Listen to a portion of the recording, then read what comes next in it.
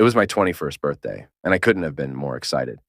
Not only was I finally reaching the legal drinking age, but it was also the day of my first date with a man I had been chatting with on Tinder for over a month. We'll call him Mark. Our conversations had been incredible, and I felt like I had known him forever.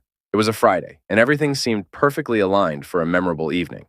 As I got ready for our date, I couldn't help but feel the jitters that come with meeting someone new, but the anticipation overshadowed any nerves. Mark had been nothing but charming in our chats, and I had high hopes for the night. We were meeting at a quaint little cafe, a perfect spot to break the ice. It was my birthday, after all, and this felt like the start of something special. I arrived at the cafe, and there he was, sitting at a corner table, looking even more handsome in person. We exchanged smiles and introduced ourselves, the awkwardness quickly dissipating as we delved into conversations about our lives, interests, and dreams.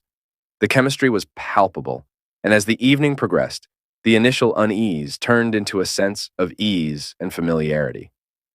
As the clock struck midnight, I couldn't help but smile, thinking that this birthday had taken an unexpected, delightful turn. Mark insisted on ordering a bottle of champagne, and we clinked glasses, toasting to the start of something beautiful. Little did I know, the night was about to take a sinister, horrifying twist. As the evening progressed, Mark's demeanor began to shift. He grew distant and cold, his charming facade crumbling before my eyes. The laughter and warm conversations turned into an eerie silence, punctuated only by the low hum of the cafe's background music. It was as if he had been replaced by a completely different person. My initial excitement was replaced by a growing sense of dread. I tried to make light conversation, to bring back the spark that had ignited our evening, but Mark's responses were curt and filled with an unsettling intensity. He began to mention things from our previous conversations that I hadn't shared with him, personal details that sent a chill down my spine. Mark mentioned my childhood hometown, my favorite childhood pet's name, and even the nickname my college friends called me. He had knowledge of family stories and anecdotes that I was sure I hadn't shared.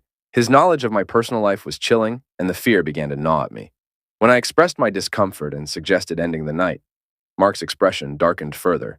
His words became threatening, and I realized I was in the company of someone truly unhinged. Panic welled up inside me as I realized I was alone with this man, miles away from anyone who could help. With trembling hands, I texted a friend, sharing my location and Mark's name, just in case. I kept up the appearance of normalcy, not wanting to trigger any more aggression from Mark. My friend replied, urging me to make an excuse to leave, assuring me they were on their way. As I excused myself to go to the restroom, I felt Mark's intense gaze follow me. My heart raced, and the sense of impending danger was suffocating.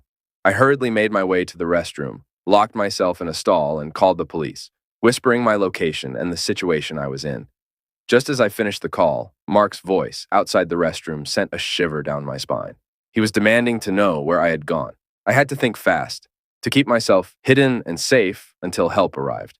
The minutes felt like hours as I waited in the darkness, my heart pounding in my chest. The police arrived, and I heard them confront Mark, who had grown increasingly agitated.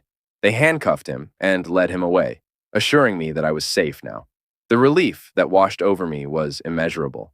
In the following days, it became clear that Mark had a disturbing history of stalking and violence. He had been linked to over a dozen murders in the area, and he had used Tinder to manipulate and prey on his victims.